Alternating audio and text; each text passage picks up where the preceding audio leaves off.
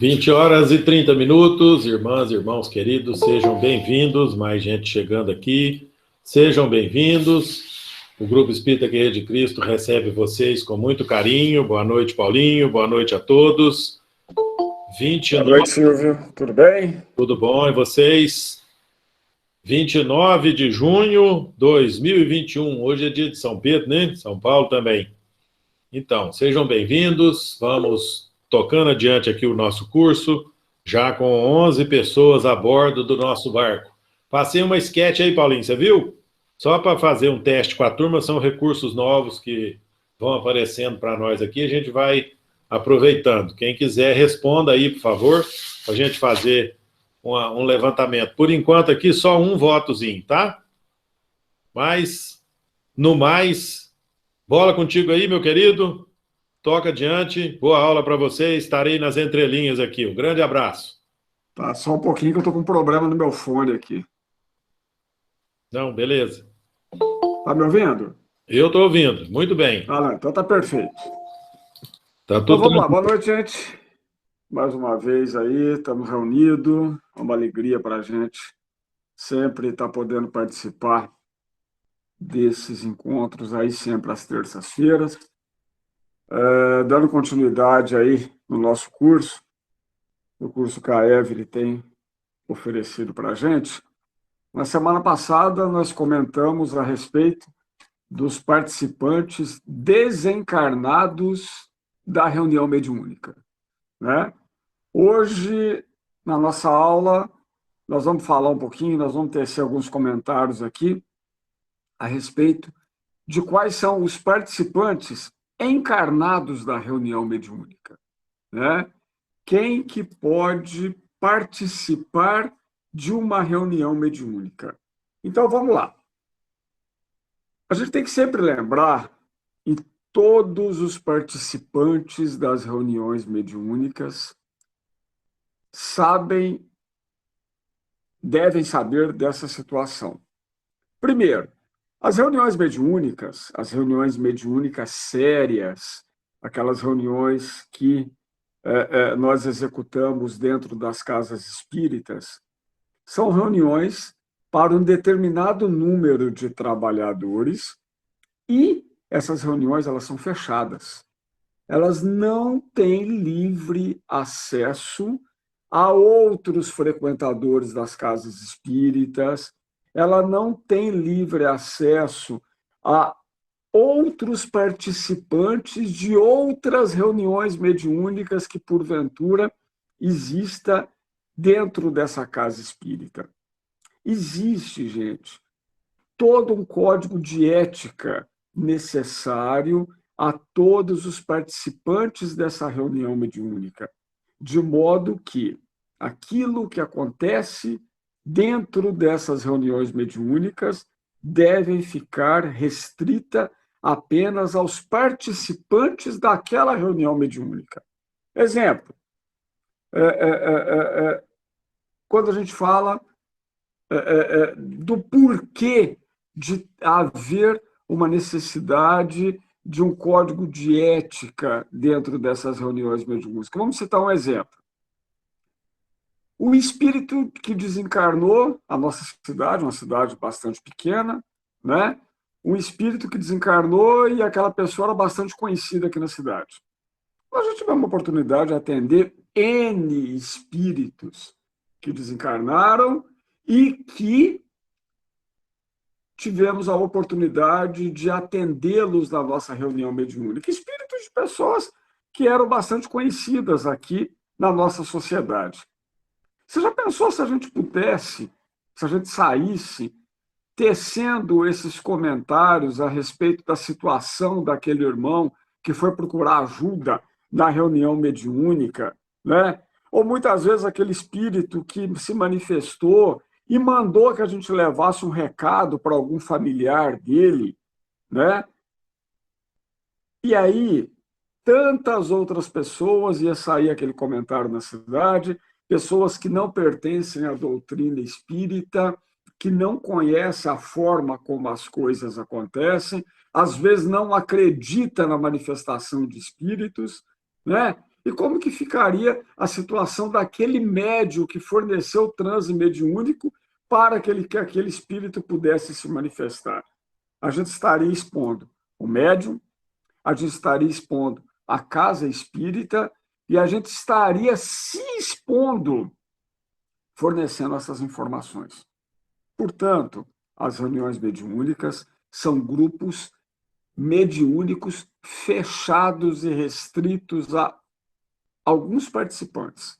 E quem são os encarnados que participam das reuniões mediúnicas? Primeiro, a gente tem a figura do dirigente da reunião.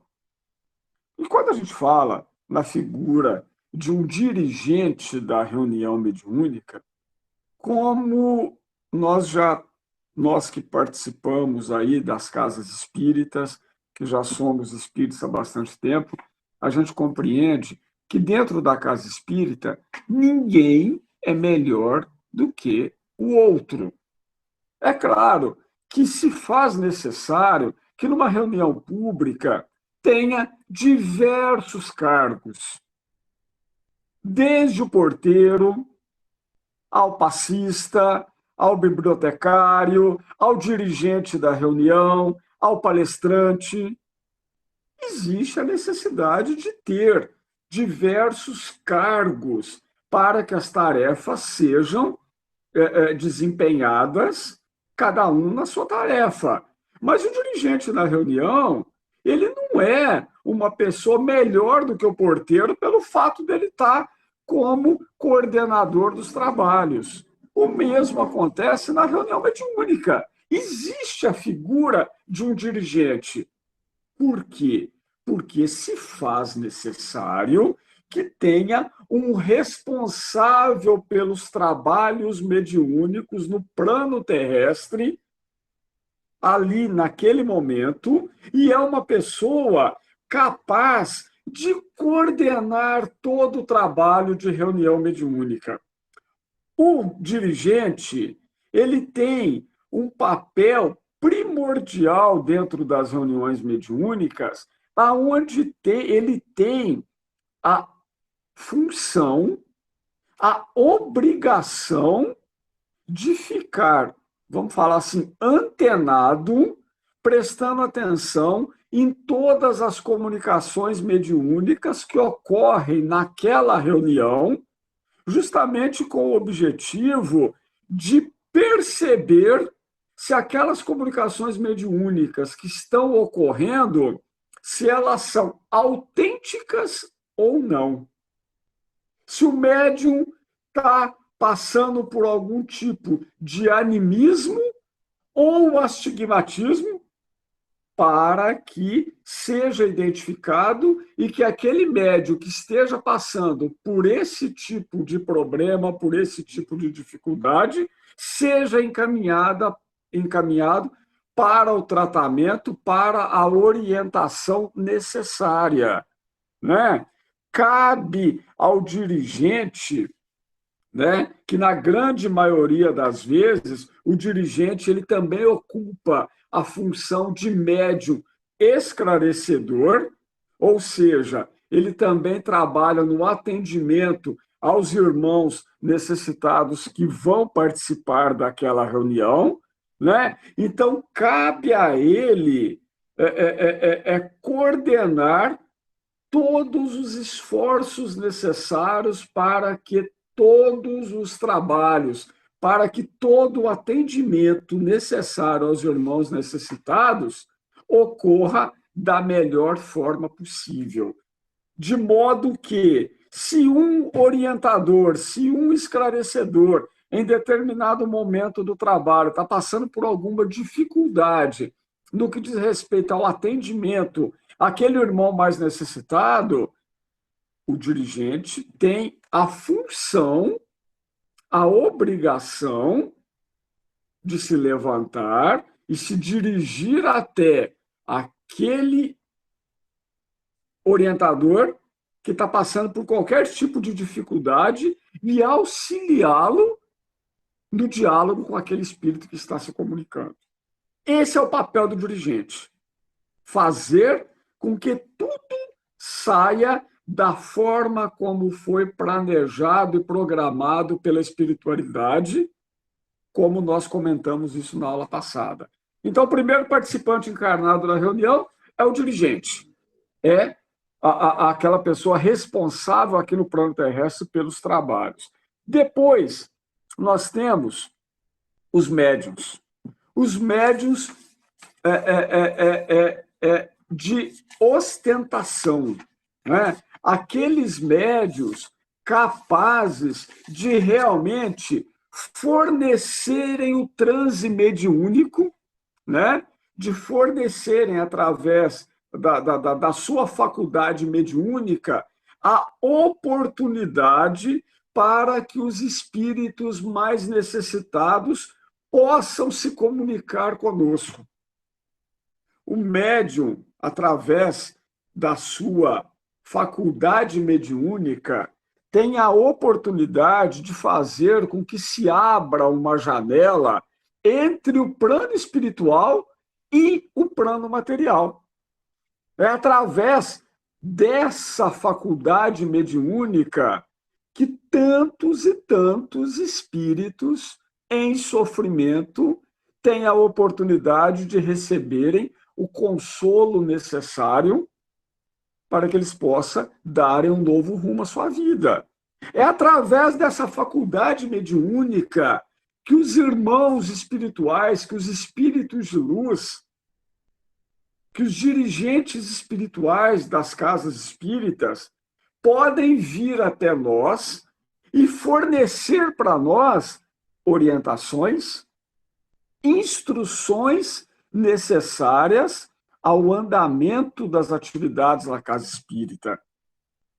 Através dessa faculdade mediúnica, nós podemos receber o tratamento tão importante para as nossas doenças do corpo físico, para as nossas doenças do corpo espiritual, para as nossas doenças emocionais, onde o espírito vem, se utiliza da faculdade mediúnica, né, daquele médium e traz para a gente orientação, alívio, cura para todas as nossas necessidades. Agora, esses médiuns ostensivos, frequentadores das reuniões mediúnicas, eles têm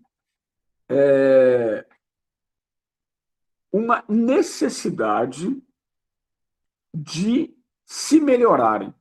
Nós já comentamos aqui nesse curso algumas vezes que a única coisa que a doutrina espírita cobra de nós é justamente a necessidade da reforma íntima.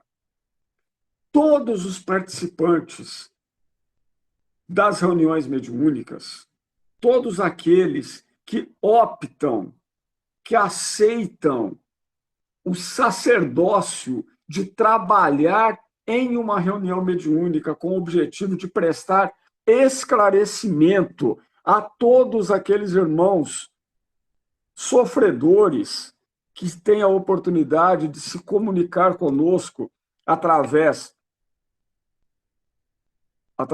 das reuniões mediúnicas, né? Todos aqueles que trabalham na reunião mediúnica têm a obrigação de hoje ser melhor do que ontem. Todos nós temos a obrigação de promovermos a reforma íntima, de brigarmos contra as nossas próprias imperfeições. E a gente tem que sempre lembrar que todos nós que estamos aqui encarnados aqui no planeta Terra, que professamos a doutrina espírita, o simples fato de nós sermos espíritas não nos faz pessoas melhores. O que nos torna melhor é justamente aquela briga que nós travamos todos os dias contra as nossas próprias imperfeições. Quando nós chegarmos lá no plano espiritual, quando nós retornarmos para o plano espiritual, não vai nos ser perguntados, não vão perguntar para nós qual era a nossa religião enquanto nós estávamos encarnados. mas o que nós fizemos de bom, o que nós fizemos de melhor. E todos nós, sem exceção, todos nós carregamos aqui uma mochila recheada com as nossas imperfeições que nós trouxemos de vidas passadas. Cabe a nós buscarmos, deixarmos de lado toda a maldade que sobra dentro de cada um de nós e conquistarmos toda a bondade que nos falta. Os médiuns têm a obrigação de participar das reuniões públicas na casa espírita, que por hora estão suspensas em função da pandemia que nós estamos enfrentando, mas os médiuns têm a obrigação de participar das reuniões públicas, de assistirem às palestras. E não só os médiuns, todos os trabalhadores da reunião, né? Todos os trabalhadores da reunião devem obrigatoriamente participarem e executarem o culto do Evangelho no lar nas nossas casas. Principalmente os médiuns, para que eles tenham a proteção necessária para o desenvolvimento do trabalho, né? É necessário para os médiuns, gente, principalmente, exercer a tarefa espírita com simplicidade, com dedicação e com amor, sem vaidade. O fato de determinado médium ter a oportunidade de fornecer na reunião mediúnica o transe mediúnico ao mentor espiritual daquela reunião, ele não pode se envaidecer por isso, de maneira nenhuma. Todos os médiuns têm essa oportunidade de receberem os seus mentores. Você quer ver outra situação?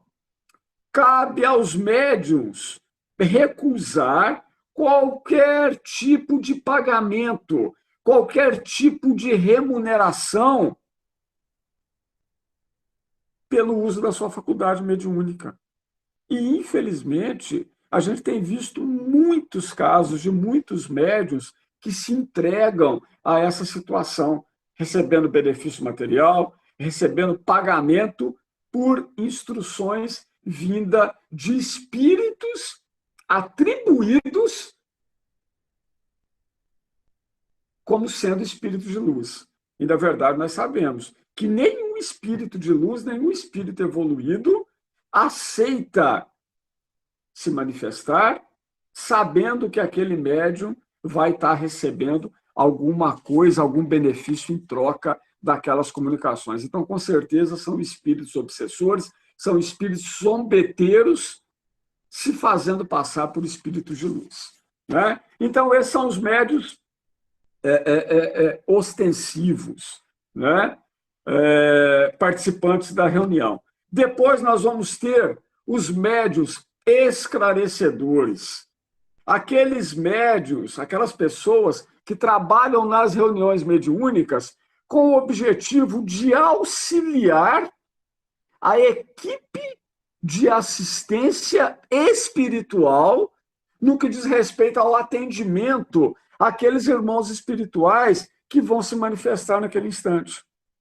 Lembra quando nós comentamos na aula passada que nós temos aqueles espíritos sofredores que se manifestam através deste ou daquele médium, porque isso já estava previamente programado pela espiritualidade maior, porque são eles que programam quais médiuns vão se manifestar, ou melhor, quais espíritos vão se manifestar e em quais médiuns, né, eles vão poder se manifestar, né? Então, o que acontece? O espírito se manifesta e cabe aos esclarecedores entender quais são as necessidades daquele espírito que está se manifestando. Se é um espírito que está em sofrimento, se é um espírito recém-desencarnado, se é um espírito que desencarnou vítima de um acidente, se é um espírito que desencarnou das mais diversas doenças possíveis. Cabe ao esclarecedor compreender se aquele espírito sabe da situação dele, se ele sabe que ele está desencarnado ou não.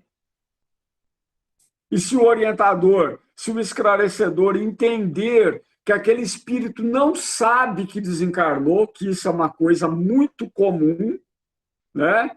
Não cabe ao médium esclarecedor falar para o espírito que ele está desencarnado, que ele já morreu, porque se falar ele vai morrer de novo, né? Às vezes ele está numa situação muito difícil, às vezes ele comenta, mas eu não sei o que está acontecendo, porque eu estou lá na minha casa, e aí ele já foi resgatado, né, pela espiritualidade, mas eu estou lá na minha casa, estou sentado no meu sofá, quando quer ver, vem alguém na minha família e senta em cima de mim. Eu falo com eles, eles não me dão atenção. Ou seja, a pessoa não sabe que desencarnou. Ou então, a pessoa desencarnou vítima de um acidente e aquela imagem daquele momento fatal, daquele acidente de trânsito, por exemplo, aquilo ainda está muito vivo no pensamento, na imaginação daquele espírito. E ele fica reprocessando toda aquela situação durante muito tempo. Aí cabe ao esclarecedor, primeiro, ouvir quais são as necessidades do espírito, né? Para depois, sim, levar ao espírito o consolo e as orientações que aquele espírito necessita para que o atendimento dele dê continuidade. E quem vai dar continuidade ao atendimento daquele espírito? A equipe de assistência espiritual. Cabe ao esclarecedor prestar os primeiros atendimentos àquele espírito, né? E para que a pessoa possa desenvolver essa atividade na reunião mediúnica de orientação, de esclarecimento aos espíritos que se manifestam, é primordial que esse médium esclarecedor ele tenha uma boa formação evangélica, ele tenha conhecimento da doutrina espírita, que ele também se esforce em combater todas as suas imperfeições morais. Eu comentei na aula passada que muitas das vezes nós que trabalhamos em reuniões mediúnicas recebemos a visita daqueles espíritos no decorrer da semana, nós recebemos a visita daqueles espíritos que nós conversamos com eles lá na reunião mediúnica, lá na casa espírita.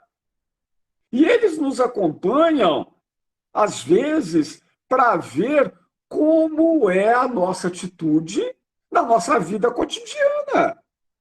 E já pensou se você fala uma coisa para o espírito lá na casa espírita, lá na reunião mediúnica, e age completamente diferente no decorrer da sua vida cotidiana? Aí na próxima reunião você vai lá, o espírito vai se manifestar novamente, e aí você vai lá e vai dar uma lição de moral no espírito. Aí o espírito Paulinho, mas não é o que você faz no decorrer do seu dia, né? Então, gente, é necessário que a gente tenha autoridade moral para que a gente possa conversar com aquele irmão necessitado, para que a gente possa orientá-lo no caminho que ele deve seguir. E para que a gente possa fazer isso, mais uma vez, a gente tem que ter atenção, a gente tem que ser sereno, a gente tem que ser compreensivo, porém firme naquilo que a gente vai falar para o espírito em determinado momento da conversação. Mas um dos atributos principais para aquela pessoa que está desempenhando a tarefa de orientador, de esclarecedor, um dos atributos principais dele é saber ouvir. Porque eu já vi muitas muitos orientadores que simplesmente não ouvem, não compreendem quais são as necessidades do espírito. O espírito manifesta e ele começa brá, brá, brá, brá, brá, brá, brá, brá, brá, meu irmão, você precisa disso, você precisa daquilo, sem nem saber quais são as necessidades, quais são os anseios daquele irmão que está se manifestando, né? Portanto, é de suma importância a gente saber ouvir, compreender primeiro quais são as necessidades daquele irmãozinho que está se manifestando.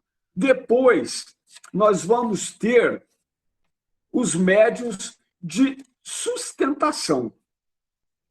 Lembra? Todo mundo aí que trabalha em reunião mediúnica sabe disso. A gente tem sempre o hábito de trabalhar nas reuniões mediúnicas e formar trios. Os trios são formados por um orientador, um esclarecedor, que vai ter o trabalho, a função de conversar com o espírito. Depois nós vamos ter um médium, que vai ter a função de receber aquele espírito através da sua faculdade mediúnica. E o terceiro componente daquele trio é justamente o médium de sustentação. Como o próprio nome fala, o sustentador, a função dele é, através do seu pensamento, fornecer as energias necessárias em função de tudo aquilo que o médium, ou melhor, de tudo aquilo que o espírito está necessitando. Cabe ao médium de sustentação, no primeiro momento, entender quais são as necessidades do espírito. E se o espírito fala para o orientador que ele está com frio, cabe ao sustentador plasmar naquele momento, através do seu pensamento, um agasalho, um cobertor, e fornecer aquele agasalho para o espírito. Quando ele faz isso, o espírito se acalma. E aí cabe ao orientador, ao esclarecedor, fornecer ao espírito as orientações da seguinte forma: meu irmão, você está com frio, mas nós já providenciamos para você um agasalho. Veja que o agasalho já chegou. Veja que nós já colocamos um cobertor em você e que você já está sendo auxiliado. Se aquele espírito reclama de dores, cabe ao médium de sustentação imaginar um analgésico e esse medicamento vai chegar ao espírito. Por isso é que o trabalho é realizado em equipe. O orientador, o médium que presta a passividade e o sustentador que sustenta todo o trabalho. Muitas das vezes, a pessoa que trabalha, que inicia nas reuniões mediúnicas e é colocada na função de sustentação, às vezes, no pensamento dela, nas primeiras reuniões, ela acha assim: mas eu não estou fazendo nada porque eu não recebo espírito, porque eu não converso com o espírito, eu fico aqui do lado sem fazer nada. Muito pelo contrário. O trabalho de sustentação é importantíssimo para que o trabalho se desenvolva da melhor forma possível. Se o espírito está muito nervoso, o espírito que está se comunicando, se ele está muito nervoso, né? Se ele está querendo brigar, querendo xingar, né? Cabe ao médium de sustentação, inclusive, impor as mãos. Aplicar um passe naquele espírito que, naquele momento, está querendo se debater, está querendo brigar, está querendo ficar nervoso, não está querendo aceitar o tratamento. E quando o sustentador aplica um passe naquele espírito, ele relaxa. É como se ele estivesse recebendo naquele instante um medicamento tão importante para que ele relaxe e passe a aceitar o tratamento que virá depois que ele se desvencilhar do médium que está fornecendo o transe mediúnico. Tá? E, por último, dentre os participantes encarnados que podem frequentar a reunião mediúnica, nós vamos ter a figura dos visitantes. E veja bem, como eu falei lá no princípio da reunião, da nossa aula de hoje, do nosso comentário, as reuniões mediúnicas são um grupo fechado para apenas os trabalhadores daquela reunião. Mas, às vezes, nós podemos permitir visitas de outras pessoas. Essas visitas, elas são muito restritas, certo? Porém, às vezes, pessoas que iniciaram naquele grupo mediúnico, em um grupo mediúnico que trabalha em outros dias, em outras reuniões na casa espírita. Mas, às vezes, é permitido àquela pessoa participar de uma outra reunião mediúnica, onde já existe um grupo com pessoas mais experientes, que já trabalham nessas reuniões há mais tempo, e aí é permitido que esses visitantes, depois de pedir autorização ao dirigente da reunião, é permitido que essas pessoas possam participar da reunião. E quando esses visitantes estão participando da reunião, eles permanecem como apoio aos médiuns de sustentação. Eles costumam permanecer no que nós chamamos de segunda corrente.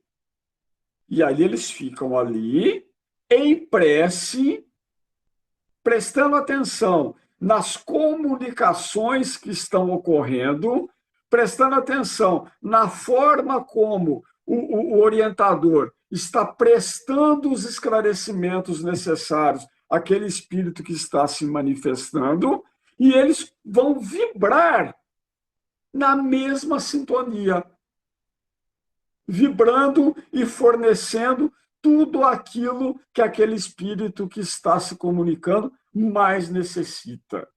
Portanto, se o espírito está com frio, vamos fornecer a ele calor. Se o espírito está nervoso, vamos fornecer a ele amor, carinho, dedicação.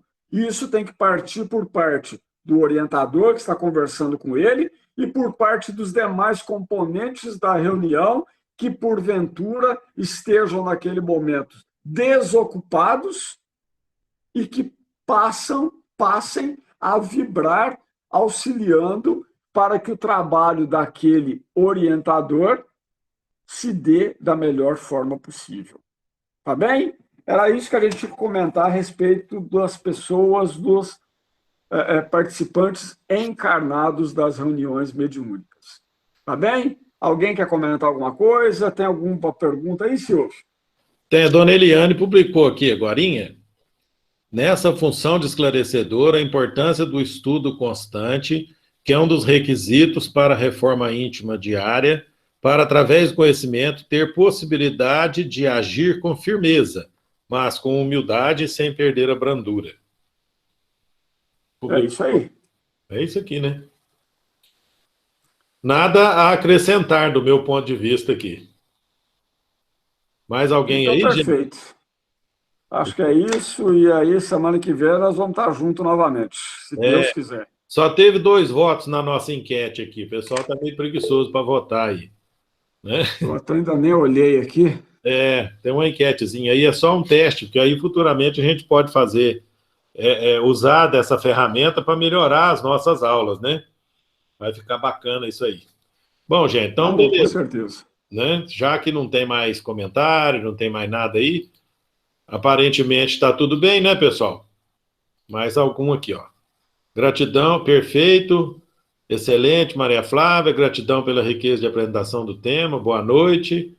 Então tá bacana. Podemos encerrar em paz, Paulinho, já que está tudo bem. Então tá, joia. Boa noite, gente. Obrigado pela oportunidade. Grande abraço a todos. Que Jesus fique firme no coração de cada um de nós nos próximos dias. Grande abraço. Fiquem em paz. Tchau, tchau.